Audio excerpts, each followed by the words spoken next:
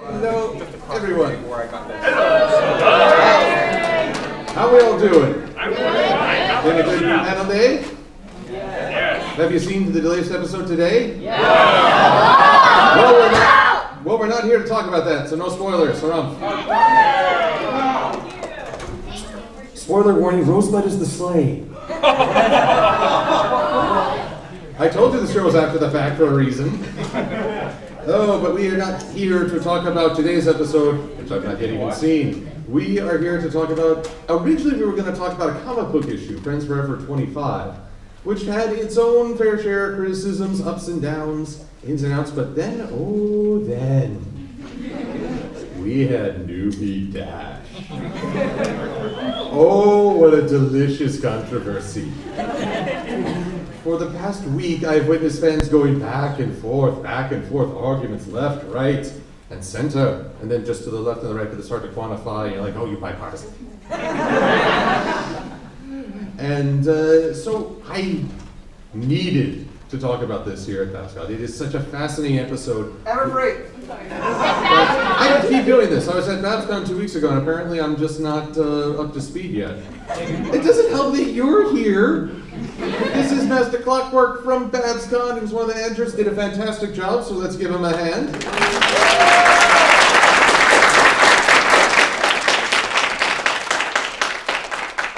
But now he's here at Everfree Northwest, sitting in the audience, and just to further mess with my perception of reality, Discord's right behind him.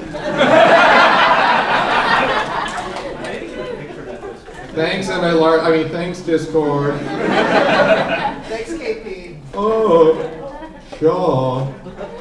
All right. But yes, let us talk about this episode, Newbie Dash. Oh, we've already got one vote for. I've heard some votes nay. I like the episode. There you go.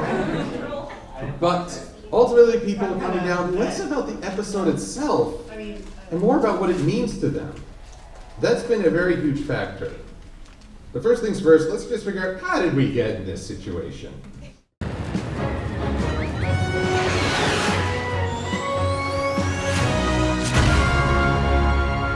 Whoa! Oh, indeed, and there's the second most adorable face in the entire universe. Look at that. So, all this, Rainbow's #1 fan, president of our fan club, beholding Rainbow's hero. Say you should never meet your heroes. What do you do when you meet your hero's hero? Oh my gosh. So here we are in the middle of Ponyville. Just there, chillaxing, talking about the upcoming show, and here comes Spitfire. What does she come to tell her? She comes to tell her, you're a Wonderbolt, Rainbow Dash. Hey, you're a Wonder... Wow. We haven't even hit the opening title yet. How long has Rainbow wanted this to happen? 6 years. It's episode 1. That's all they got. Okay, now I maintain, over 100 episodes, but I maintain that time does not flow the same way between episodes. That Equestria, see, what we've witnessed, more and more I'm becoming sure that it's been less than 2 years. At the time of Princess Twilight, I would put it at a year. And now maybe 2 years, but Twilight has not been in Ponyville very long, and look at how much life has changed for her, for Rarity, who just got, that's just in my mind. She's not only gotten her Canterlot boutique, she's now setting her sights on the Big Apple. You know what? Feel a little exposed in here. Here we are. Rainbow has reached her dream to join what is in essence the Equestrian Blue Angels. And I actually feel a little underqualified. Will you excuse me just one second? I just feel a little partnership here. Come on, you big baby. Come on.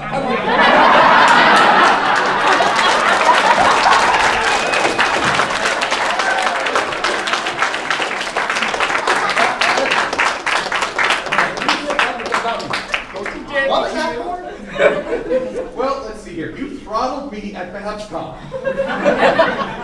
So wait, that was revenge for a joke that you're basically pulling my own joke against me? Meta, right? actually kind of paid. That was actually a pretty good joke. Also, we got you stop pouting about Celestia.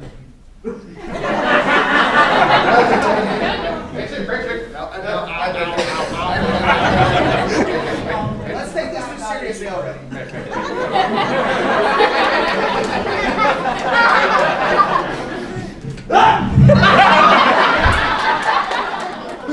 Have you seen that in your streams? Hey, everybody, our first live collab. First live collab. Oh, yes. What? These are mine. But as you see, we seem to have set table for third, so I'm wondering about some participation. Hey, who in the audience is a plant? That'd be me! Right here! Okay, ladies and gentlemen, please welcome the Illustrious Q of Equestria Daily.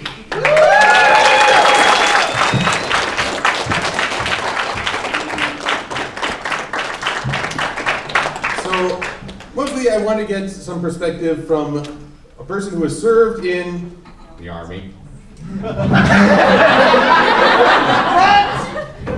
Big difference. You're recording me, I can't do anything. Big difference between Army and Marines. Big difference. Firebrand has served in the U.S. Marines with great pride and distinction, so let us all give a round of applause for that.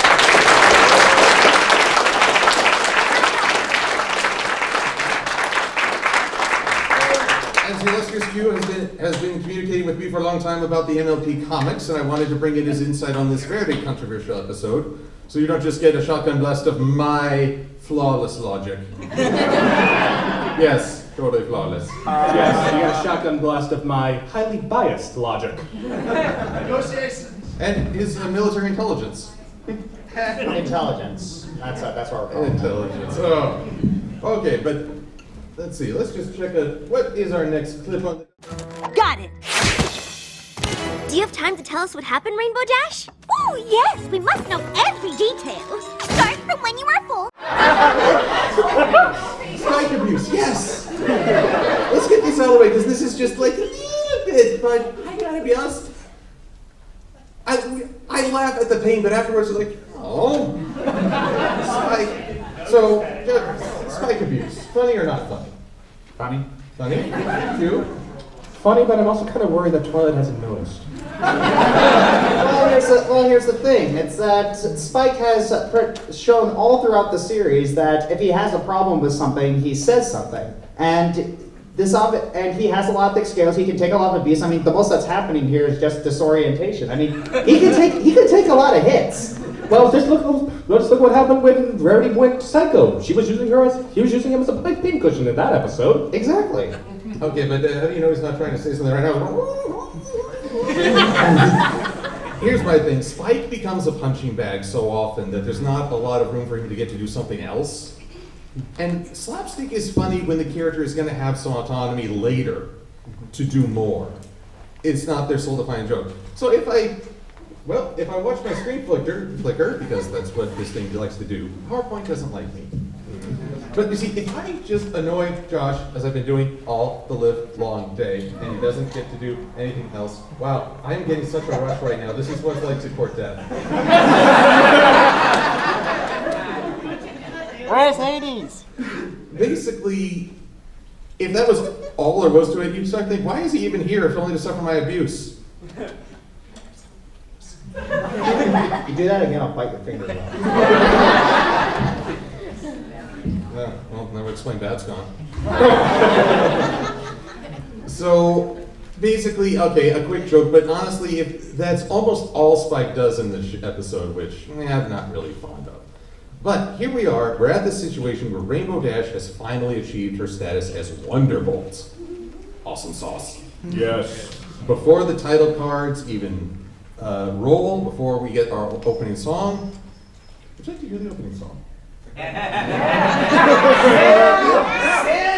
we have a choice to sustain you? So, Q, what are your thoughts on Rainbow being a Wonderbolt rather quickly in the episode? It's rather quickly in the episode, and yet I have the feeling that there's going to be a lot more to it after the opening credits come out. So, on that note, Well, my opinion of it is that it was a little too soon. There was not a lot of build up to it. Even though I loved this episode, I felt that the opening part was the weakest because the announcement that you're going to become a Wonderbolt, that's not something you just oh hey, by the way, you're a Wonderbolt, congratulations. That's not something you do. That's something that you would be called into an office for, and in the real military, it's be like, hey, Lance Corporal, report. Oh shoot, am I in trouble? No. Yes. You're about to be promoted, you're definitely in trouble. Yes, so that's usually what it was like. I mean, even though they did get a lot of military stuff correct in this episode, that's the one thing they didn't, and one thing I really hoped that they would. But oh well, That was probably more so done so that we could get the cute expression out of Scootaloo's face when she goes in awe of Spitfire's superhero landing. Superhero landing. perfect landing. Perfect landing. Maximum effort. Alright, so how does Rainbow tackle this big transition? You're like, not the way she tackles men. I hope everything goes well. It sounds like an awful lot of pressure having to learn everything so quickly. Be quiet, Fluttershy.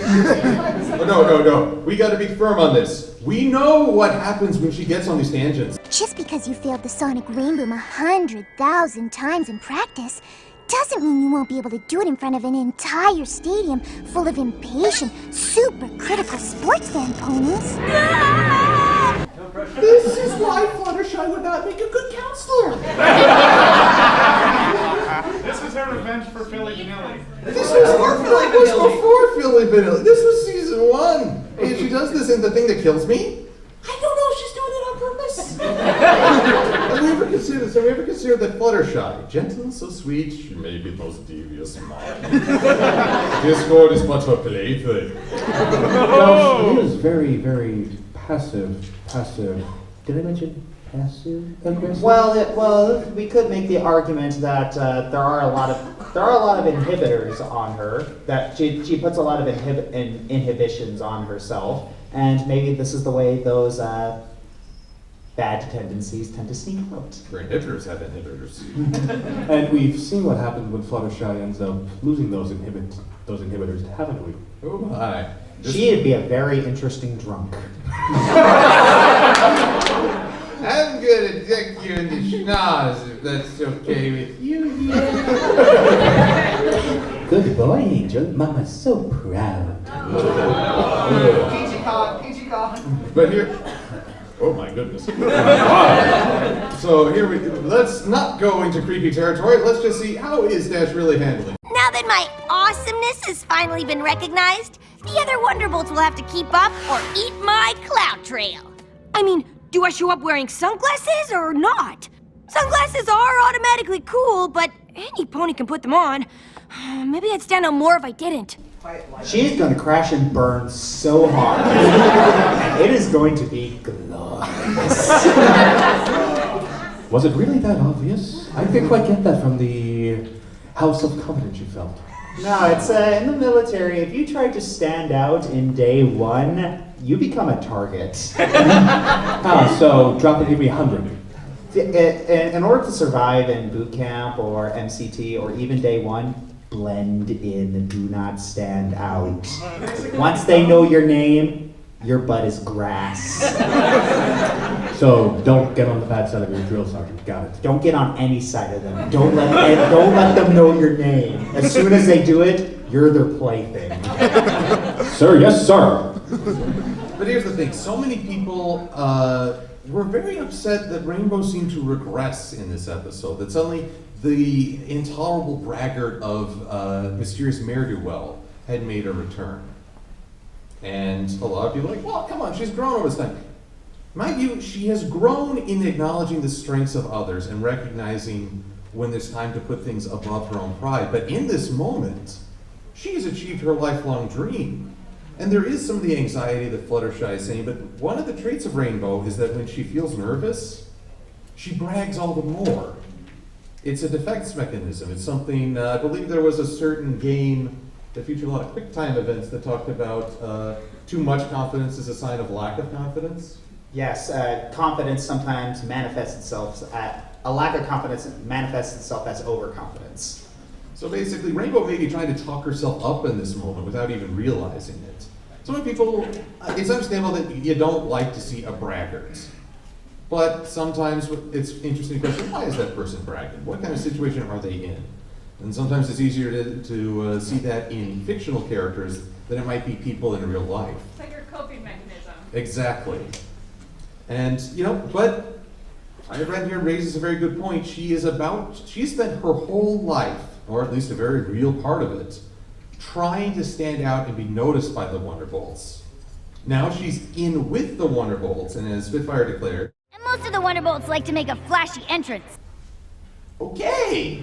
So someone who's known for being flashy and standing out and really impressing everyone is with a group that's really flashy, stands out, likes to impress everyone. That's gonna go well. That's gonna go so well. Very. Yes, it's clear why Rainbow Dash ended up being in this group and not Fluttershy. Oh, that'd be great. Fluttershy the Wonderbolt. She would actually be a better day one than Rainbow Dash would. True. Honestly. Yeah, someone asked, why is Fluttershy not required for duty? I'm already here. Where is she?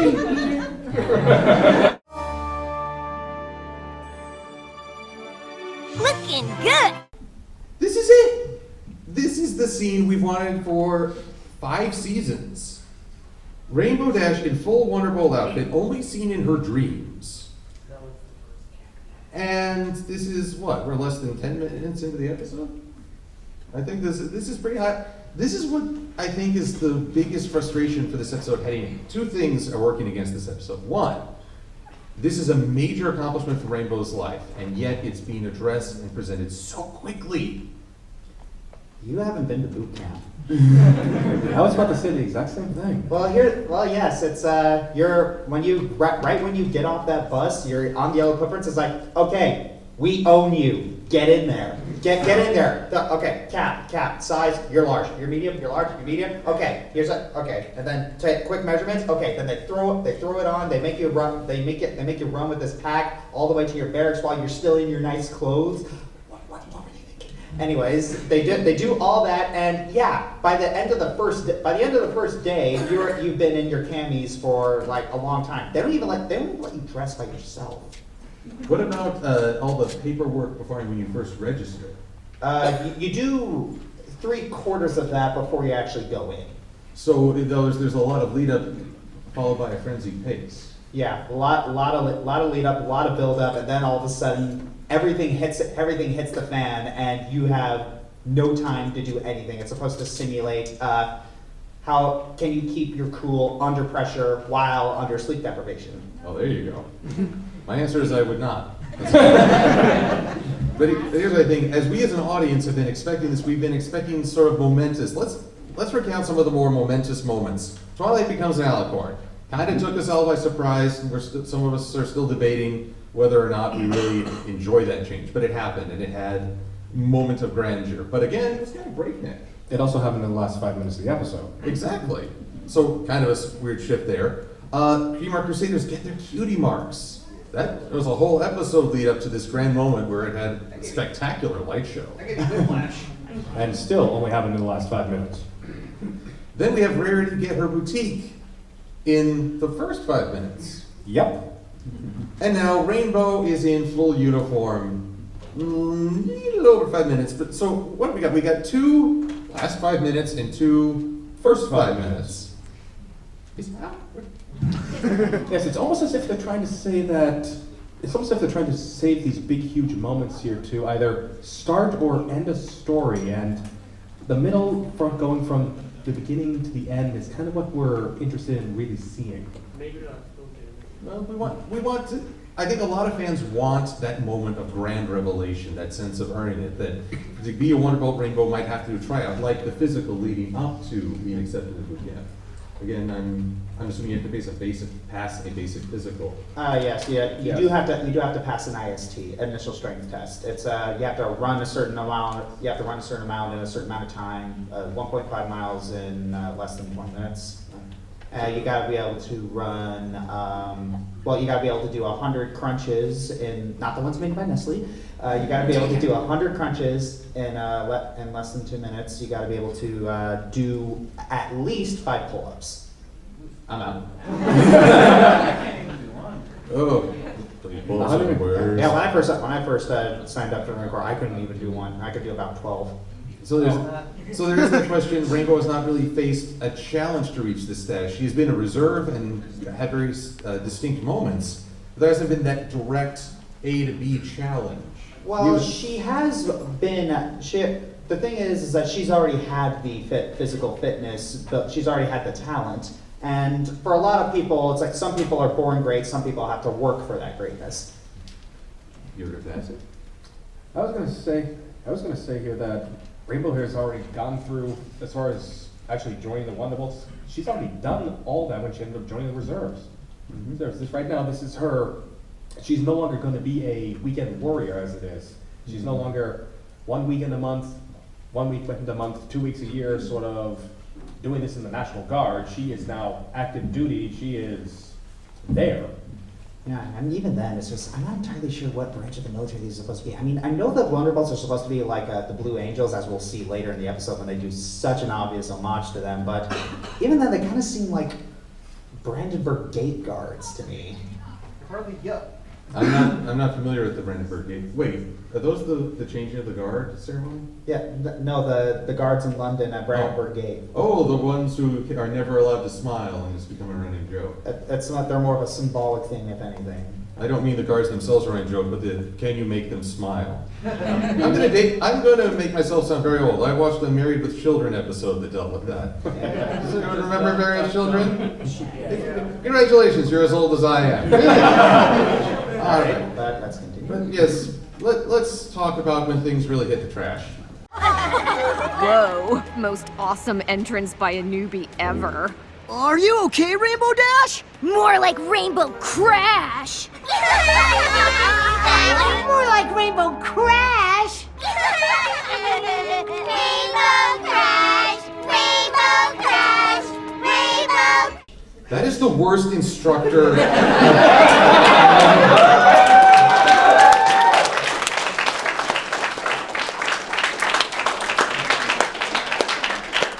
Yeah, I'm getting some How to Grinch Stole Christmas flashbacks from that teacher. Ugh. Okay, I do have to say this. Between this person, Fluttershy's instructor who just shoved her off a cloud to make her fly, work to do, and I'm not going to accept that this is a military because these are, children. Obviously. I'm just going to say it right now. Peggy and Sunny seem to be jerks by default. Or Grips appear to be jerks by default. If you have wings, you're awful. I will accept, headcanon accepted. Has wings. Sessions will not be Has happy. That means Luna's awful. She started off pretty rough. Celestia's better at hiding it. Either way, but okay, so here we are. This is the meat of it. This is where fans fall into very sharply divided groups. Those with military experience are seen a very real part of their history and their culture. A lot of fans who were kind of in Young Rainbow's shoes, picked on, humiliated outside because of a nickname that was used to hurt them. Oh, if you thought you didn't like the Wonderbolts before. So, let's, first off, Q, your view on, are the Wonderbolts all right to tease Rainbow over this? Well, it simply boils down to one very simple fact. If you can't handle being called a name to your face, you really do not belong in the military. Thank you. Mr. Scorcher? All right. Here, okay, quick joke. At least it wasn't rainbow trash. Like, that would have been working. It's like it'd be like, okay, yeah, it seems like you had a rough day, trash, but that would have been. I wonder how the fans would have flipped out if that was the nickname. That would have been bad. But yeah, they got rainbow. Here's the thing about nicknames: is that you're supposed to hate them. You're supposed to hate them. I had my share of nicknames. My last name is Burner. I had Bander, Burger, Booger, something inappropriate I will not repeat because this is a PG panel. And once I found out I was a brony, I was called Fluttershy. Fluttershy made me stay on pony. Why do I have to be Fluttershy? Slinky, Slinky, everyone loves a Slinky. Would you care to repeat that? Fluttershy is the worst of the main 6.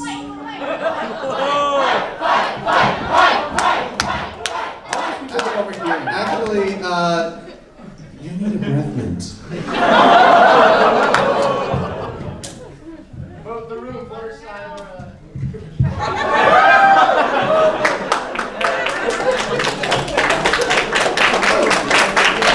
Even not for everyone. Sure, but do you think they want it? Okay, folks watching on YouTube, like half the room just ducked. All right, now for myself, when I watch this, I have had the great fortune of meeting folks who have served in the military. In addition to Firebrand, at Nightmare Nights, I met a dude named who went by Leatherneck. Guess which branch he was in? Marine. Actually, he was National Guard now. Yeah, so Leatherneck was the building. But Leatherneck, he was a very friendly, inviting guy. He told me a lot about military life, including he gave me a reason why Flash Sentry has different armor than the Crystal Ponies. He may be an officer, a commissioned officer. Side note. That's why he does nothing.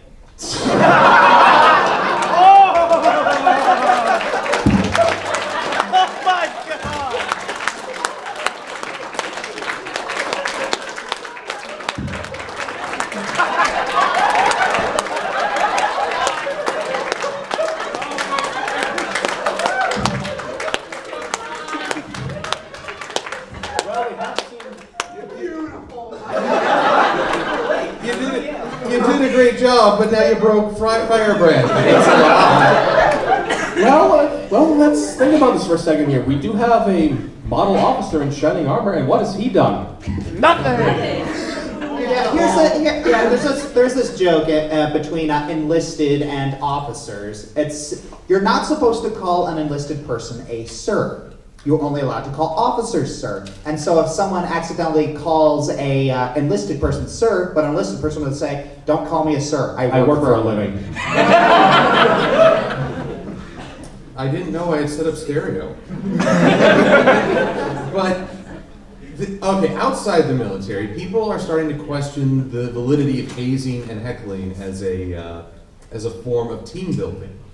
Is it really built as effective as inclusion, as bringing people in together? And that's one weird element to this show. There is a question. Rainbow is the only newbie. She's not a boot platoon. She's brand new to the group, and they've got 2 days to get her into the rhythm, to get her to memorize the formations. And right now, they're spending their time laughing at her being covered in trash. Hey, that is a really great way to jumpstart things. Now, fair point, you have to have mental toughness. People who are going to go after you in battle are going to do more than say mean things. They're going to hurl bullets while saying mean things. And they're not going to just go and stop when you go, time out. I need to go cry to my mother. Or hey, you can't say that. That hurt my feelings. Too bad. Bang. But there is the question of, does the inherent, if you are willing to commit small cruelties like name calling, ostracizing people, singling them out, are you that much more vulnerable to committing larger acts of cruelty? And let's be fair, that the military has come under fire in the past for acts that were far too much. The military has actually taken steps to curb some of the more violent forms of what was considered acceptable hazing. What? Yeah, it's really hard to strike that perfect balance because hazing does serve a purpose. As you said, it does serve team building because every military person will take very great pride in knowing that they have it so much worse than all of you. Hey Josh, were you ever a turtleback? Sorry, what? Did you ever cross the equator? Not in the military, no. Confusion. Oh, very, very serious hazing in the Navy when you first time you crossed the equator. Like, it's very horrible. But yeah, it's the point of everyone in the military suffers. And the suffering kind of builds camaraderie because we've all suffered the same thing. We've all gone through the same hardships, and that gives everyone something to bond over. It means that you can spot another military person in the wild, pretty much. It's you're just walking down the road, and all of a sudden you just see those shaved sides, you see that high and tight haircut, you smell that Axe body spray on them. You smell that Axe shampoo, you see the farmer's tan, and you're like, my brother is here. It's like when dogs meet each other for the first time. It's like that instant bond. Josh has shown me a comic written by military men where they see each other, shake hands, and sniff each other's tushes. Thank you for that image. I've now shared it with all of you. It's pretty much what it is. But one criticism that has come up a lot in the aftermath is that the Wonderbolts are just being mean-spirited bullies. They are not trying to bring Dash up to speed. And I gotta point to this episode and say, actually, they did try to reach out and talk to Dash. I said they did try to talk to Dash. Classic rookie move. Rainbow crash. That was amazing. That was not one of those moments. And I'll say this. In terms, actually, that is, I believe her name is Breezy Glider. She is the third Wonderbolt that got KO'd by Rarity back in Sonic Rainbow. So, one, people are livid that Rainbow is being made the butt of all the jokes when she saved their lives. So let's face it, the Wonderbolts themselves became increasing jokes over the series as they were bested, outflown, and just borderline incompetent. I believe the most humiliating defeat for us when they were trapped in a water tower by a dragon. And they were cowering in the dark. So, JSDF and Godzilla films. Oh dear. Anything in Godzilla films. If you're not Godzilla, you get pwned. Guard here are terrible. Shameful is what it is. It's shameful on all counts because the military is. They have to fail to give the main six a chance to shine. But now we're now having a reversal. Rainbow is being brought low to make the Wonderbolts look elite. And that imbalance can really throw off a story for people. It's why, honestly, in good storytelling, I don't think you ever make your character look good by making everyone else look bad. We show our best when others are bringing their best to the table as well.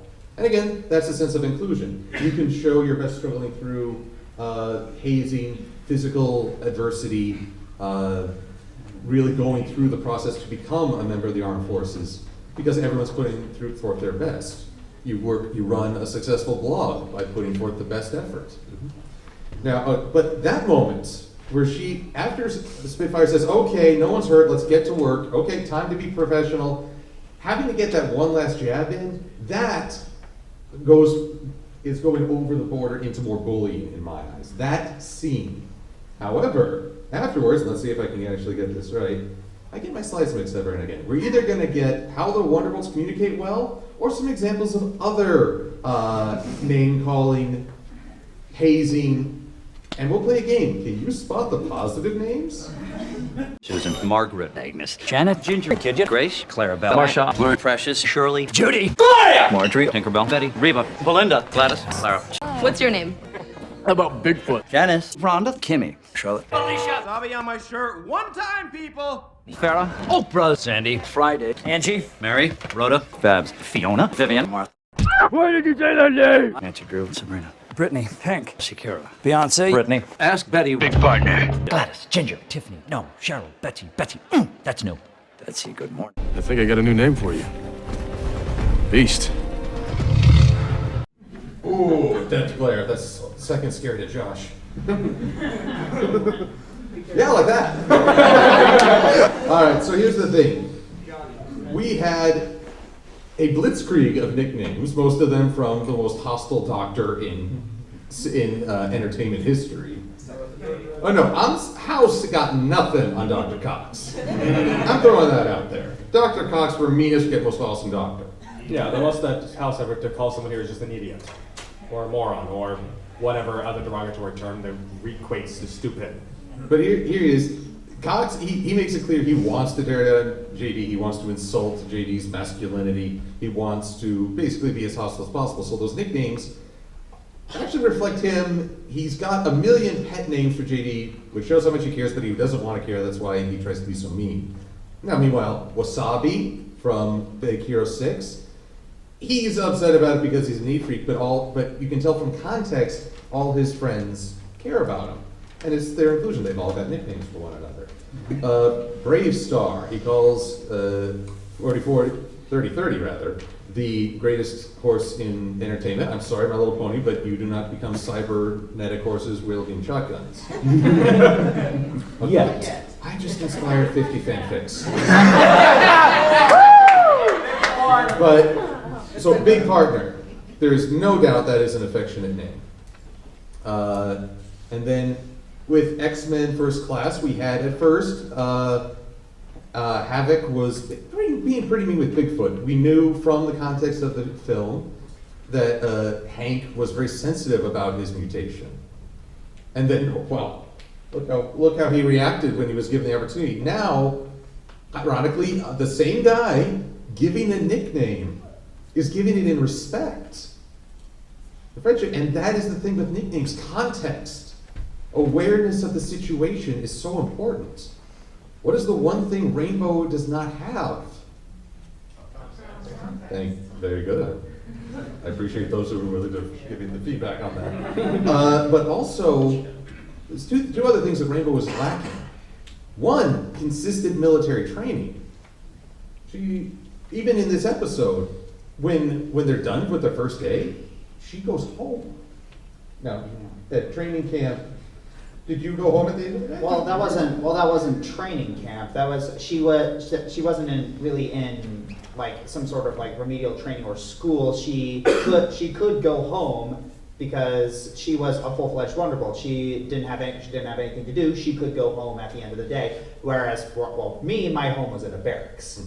And she has her own home. It's very near where she works, so she could. Yeah, you don't have to live on a military base. You can actually live out in town.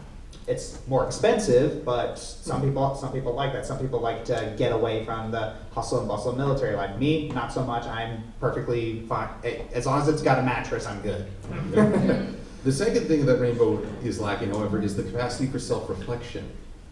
She doesn't have an ability to look back on a moment and ask herself about the greater context. For her, she's in the moment, reacting right now. It's what makes her a great flyer, able to make split-second decisions. But in trying to study her own situation and reflect on what's happening, she's actually not well suited to the task. And she needs to learn that, otherwise she's not going to have a successful career. Yeah, pretty much. And this is the way it's the ways of the military are very confusing to people who are not in it. I believe one person said that why do you guys do this? It doesn't look like friendship to the rest of us. And you're right, it doesn't. It does not look like friendship to the rest of us.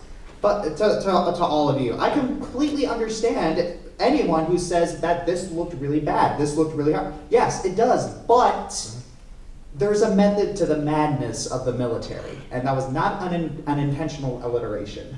Oh, it gets even more confusing when you get the rivalries that go on between the various branches. Like, for instance, with the Army, staying in the barracks is standard operating procedure. In the Air Force, staying in the barracks are classified as substandard living conditions. I am not kidding about that. They literally, anyone who's in the Air Force who has to stay in the Army barracks, they get hazard pay. What? I am not kidding. They get extra money to live in the barracks. Yes!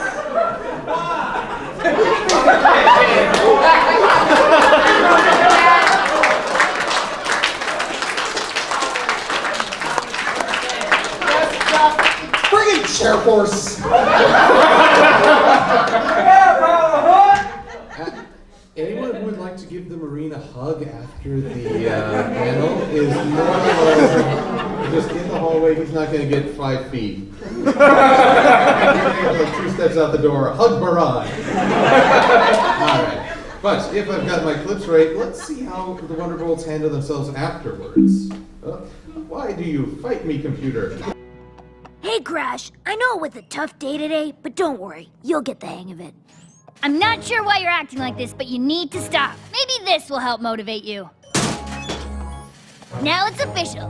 Welcome to the Wonderbolts, Crash. The only thing undermining their attempts to support her is the name Crash. Now they view it as we're just making fun of one of the more bizarre and awkward things that we learn they've all been through. None of them knows that Rainbow was bullied with this and that leaves a mark. And again, you know, the method to the madness of military malcontention meticulously manifested.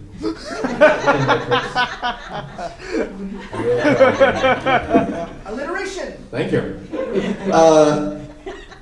Is different from the random cruelty of children on a playground in middle school and high school. Very different. Again, context is critical. But here's the thing, that's the only thing undermined. So when people say, oh, the Wonderbolts are so awful this episode, okay, we had Fleetfoot saying, I know today was hard, but you'll get the hang of it. That's encouragement. Spitfire flat out saying, whatever you're doing, it needs to stop. Hey, that's pretty declarative. And you're one of us. Here's your flight jacket. The only thing they didn't do was get to the ending faster. More on that in a minute. Well, yeah, but that's kind of a weird tactic. It's again, there's a method to the madness. It's this happens a lot in the military, where if you do something wrong, they will put you on blast for that mistake, and it's going to be hard. You're just going to have to sit there and take it, and then later, once it's had time to simmer, once it's had time to go into your head, they usually come back later and say, hey, do you need help with this? It's I don't know how it works, but it just works. It is so weird. Conversely, it also ends up lighting a fight. Conversely, it also gives the person who ends up making a mistake here one of 2 options. They can either sit down and bellyache and cry over it, or they can knuckle down and work on their own time here to correct the issue. Yes, thank you, because that is something that has happened with everyone in the military, like especially me in the band. I was told 2 things: how to sit with my trombone at attention, and how to march with it, and how to march with it. It's like, okay, now you're at the front of the platoon marching. Wait, I'm sorry, what? Yep, throw on the fire. Whee! And I in the very first day, I split the formation. I crashed into people. I caused dents in people's instruments, and I was put on blast for it. Josh Bender. Oh no! This is why you don't share personal stuff during reviews. Now here's my question. Josh, I think you have a perfect response to that. Yeah, this is a family show. That's not going away anytime soon. But tell me, did you ever have to deal with something like this? Right. Like worst flyer of the day has to clean up the whole compound. Better get to it, Crash. Yeah. I'll tell this. This is Newbie had a tough day. Oh, you gotta clean the compound now. That's actually pretty much. Yeah, that actually makes a whole lot of sense. Yes, I remember. But this is what it's like in a. This is what it's like in the Navy versus the Marine Corps. In the Navy, hi, welcome to K-Bay. Yes, I hope you had a really pleasant flight. Yes, I'm sorry, but you'll have your own room to yourself. And yeah, we're really sorry about that. But there's a pizza waiting for you as an apology. Here's what the Marine Corps is. Welcome to Mackey Hall. Okay, so the AC is out on the left side, and the hot water is out on the right side, and we don't have any open rooms, so you'll have to sleep on the floor. And once you're done dropping all your stuff, make sure you come back down here so you can clean up all the cigarette butts out of the parking lot. Oh, and by the way, I hate you. We don't feel good. However, that's just being harsh to get you acclimated to, well, what's going to be a tough life. Here's a topic, let's do a comparison of more physical acts that the military has tried to cut down on. We were doing 7-man assault drills and my weapon slipped. It was just because it was over 100 degrees and my palms were sweaty and I'd forgotten to use the resin like we were taught. What happened? That night, the guys in my squad threw a blanket over me, took turns punching me in the arm for 5 minutes, and then they poured glue on my hands. And it worked too, because I ain't never dropped my weapon since. Now people have called for the military to crack down more on that form of, they call it in A Few Good Men, that's known as a code red. I don't know if that's historically accurate. I've never heard that ever being said in present-day military. What I have read about is a ceremony called blood pinning. That is where when someone receives a new rank, they are expected to stand at attention with young rank, and then everyone comes by and gives them a good punch right in the insignia. And you probably come away with some scars for that. Now, that may sound like, again, shared, you've got it the worst. Shared misery builds camaraderie, but let's add a little gray to this. Oftentimes, people who were members of the armed forces who were black, Hispanic, another culture, history, they got punched harder. Suddenly, they introduced an imbalance. This was no longer camaraderie. This was, I get to hurt you, and everyone's okay with it. And in that context, there was a general outcry, and I believe it's been banned in the military. It has. Yes, it has. It's been banned because that is no longer camaraderie building. This is the dynamic that people will argue about for long beyond any of our lifetimes. How much are you being harsh to build people up, and how much is it just to indulge your own vindictiveness? And that's the very hard balance that we need to strike, because as I said before, hazing does have a purpose, but we need to be careful not to go too far in both extremes, because I went to boot camp in a very weird transitional period, because there was a lot of times when I started boot camp when when drill instructors were allowed to point the finger at you, but some little recruit complained to their mommy, and then their mommy wrote their senator, and their senator brought it up the chain, and then the chain said, no, you're not allowed to point fingers anymore. And then so the drill instructor switched to knife hands. Then some little recruit complained to their mommy. So it kept going, not allowed to do knife hands anymore. It just keeps going and going. I'm sorry, but my baby boy said hurt feelings on her. I want a kinder, gentler recruit training for our military. I want them to be nice. I want my people to be nice to my baby boy. I'm sorry, I'm being so mocking, but it really grinds my gears. But speaking of the terrorists, will be more than happy to enjoy these soft underbelly of the U.S. Army. We'll hug them in the submission. Speaking of bad impersonations, What you need is to find a positive way to stand out. As soon as you're known for something else, that nasty old nickname will be forgotten. now I'm just going to say this. We're coming near the end, so we got to just pick up the pace a little. But this is one case where Rarity made bad advice. The whole point of this is just one case where she's done bad advice? This is one case. I'm not going to count any others because I will upset the Rarity fans. Hi. But her whole point, she is the fashionista. She has spent her entire career trying to stand out and be noticed, when, as we said earlier, the whole point in training and being part of the military is you do not try to outperform your fellow teammates. You try to be part of the group and make it work as a whole. That's the reason why you wear a uniform, why it's called a uniform. One look. And yet, what do we get? We get arguably one of the greatest moments in My Little Pony history, as you can name the names. Dynamic Dash, Fourth Rod Philly, Reading Rainbow, Caremare, Rainbow Fast.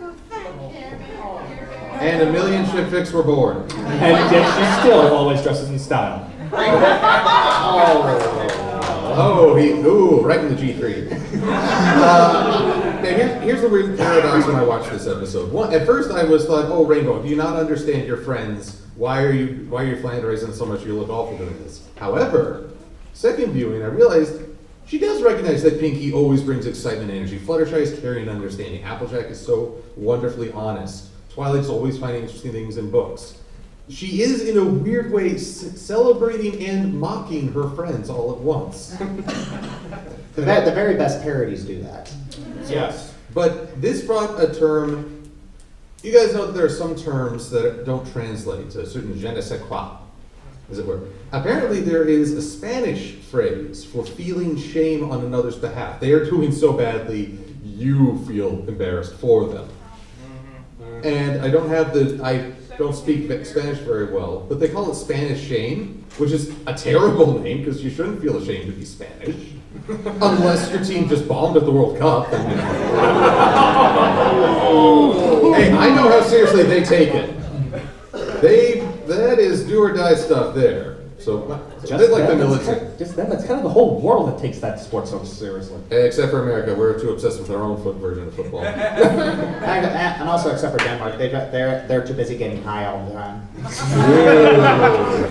All right, but the culmination of all this, Rainbow's attempts, all her striving. Now, the Wonderbolts are gonna fly over this ridge right before the finale of the show. I'll fly by last, and when I signal you, you zip up the ramp on your scooter and kick the storm cloud into my path. What? Okay, let's solve, yes, Doom Flag indeed, because here's the thing, guys. Number one rule in fiction, don't tell me your plan. If you voice your plan, it will not work. Of mice and men, ladies and gentlemen. And we know how well this goes. And funny thing is, it does go well. It goes exceptionally well. There's Rainbow Dash. And what is she doing? Everything right. She did learn the routine in 2 days.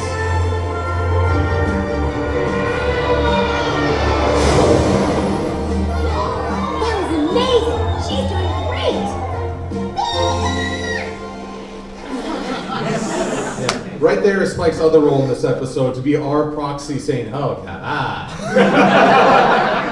But here's the thing, she's doing so well. She's got it. 2 days, and she memorized those maneuvers. The maneuvers where you could crash into someone, and if it were a little more like real life, flying horses, you could kill someone at that velocity. So this is precision flying. This is her becoming part of the group, and she undoes it by needing to stand out.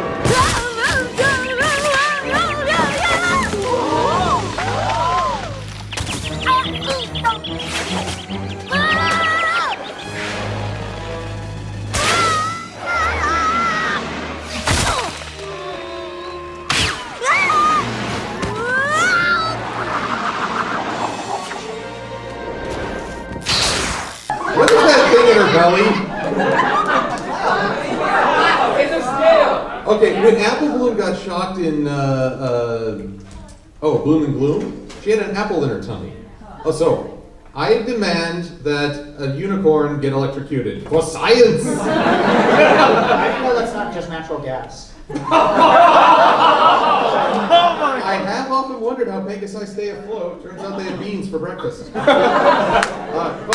Lauren Faust did say that Pegasi fart helium. I'm so sorry. I should hope so. You changed the routine without consulting me and put other ponies at risk. I've drummed flyers out of the bolts for less. And finally, here at the end, we finally get the shared camaraderie of everyone's had it this bad. You're one of us because you've been through this nonsense. Yeah, so? My nickname's Clipper. You know why they call me that? 'Cause you're as fast as a ship? Because I clipped my wing on a flagpole as I was landing on my first day. Huh. Flatfoot. My first day, I misjudged my landing and came down right on Spitfire's hoof. Daisy. Slowpoke. Hoof and mouth. Hoof and mouth was a disease that ran past Europe. What the heck? Well, Silver is probably obvious. It's pretty obvious. She obviously there was some situation here that on her first day of the concert to put her hoof in her mouth. I don't even want to imagine. Too late, already. What perverted thoughts have entered that manic brain of yours? And you could not get them out. That's not hyperbole. But here we are. Here's the thing. So many people feel that if the Wonderbolts had made this clear on day one, things would have gone a lot more smoothly. And I'm going to say this. I agree with this. If someone had just said, we all have our nicknames. We only got Soren's nickname once without context. Again, context, information, making it clear. Something that Rainbow does need some help with. And that's the big thing with this episode. We got to wrap things up for the next folks coming through. But here's the thing I take away from this episode. Our own history shapes our perception of reality. Those who have served in the military see so much of their lives in this episode and what made them who they are, why it builds camaraderie. However, as a civilian, I do not, well, okay, I, in this instance, do have friends who have been in the military, can give me this perspective. What about, but do I have to have a military guy on hand to watch a cartoon? That's taking a lot for granted. And here's the thing, Rainbow starts up here. She is a Wonderbolt. Awesomeness. And for the rest of the episode, she's down, down, down, down, down, stays down, stays down. We get just a little hint of things are on the upward trend after the Wonderbolts share their nicknames for real.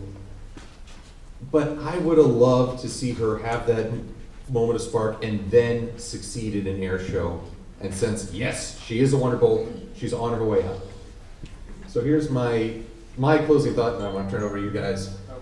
When Rainbow is likely going to stick with the Wonderbolts for a long time. One day, she's going to have a choice when a newbie hits the field. Is she going to say, this is how it's done, I'm just going to do as it was done to me? Or will she say, you know what, I didn't enjoy that and I don't think it works. I'm going to do it my way. There is no right or wrong, I'm saying to that, but it will be her choice based on her experience. Well, as you said, I do see a lot of this, and I have gone through what Rainbow Dash has gone through in this episode, and as such, it's another one of those personal episodes for me. And yes, the teasing does hurt. Yes, it does, but it serves to toughen you up, and a lot of times you can't stop the teasing. I mean, I was even bullied in high school, and you can't change how you feel about something. You can't change people. You can't change what they can do to you, but you are well in control of how you react to it. So you can either sit and cry and not do anything, or you can take action. You can take proactive action, or say, hey, if they're going to make fun of me, I'm going to steal that joke away from them and make it my own. It's like if they're gonna make fun of me for being, kind of chubby, kind of white, I'm gonna make fun of myself for it. It's like, okay, yeah, you can't have this joke. It's mine now. I'm gonna steal your hurtfulness away from you. You can't have it. Emotional baggage doesn't have to be baggage. Exactly. Never deny what Exactly. This ending here for the episode where all the Wonderbolts here reveal their nicknames that they've all gotten on their first day here. It makes sense, but at the same time here, it also kind of feels like that it was improperly handled to reveal the... Had all the nicknames here been brought up without context prior to the reveal of the episode here, this moment here in the episode here, the reveal would have had a bit more impact. It wouldn't necessarily have felt like it came out of left field, as it were. Normally, if you have a nickname, people call you by that nickname all the darn time. Exactly, and Soren here was called Clipper only once. The rest of the time, Soren. So it gave the impression that this treatment here was only happening to Rainbow, as opposed to it being a shared condition for all of them. Well, she was a boot, and senior people do like to pick on the newbies. True. But Spitfire was called Boss. We will always wonder about her unknown name. But, all right, guys, we need to clear the room for the next panel. But before we go, let's end on an optimistic note. I promise. I spent my whole life trying to be a standout flyer, but now that I'm a Wonderbolt, it's time to be okay with fitting in. Good. Because I really didn't want to miss the chance to tease you for years about this catastrophe. And let's face it, we all will enjoy teasing one another about awkward moments down the road. We always do. So let's go forth and make some awkward moments.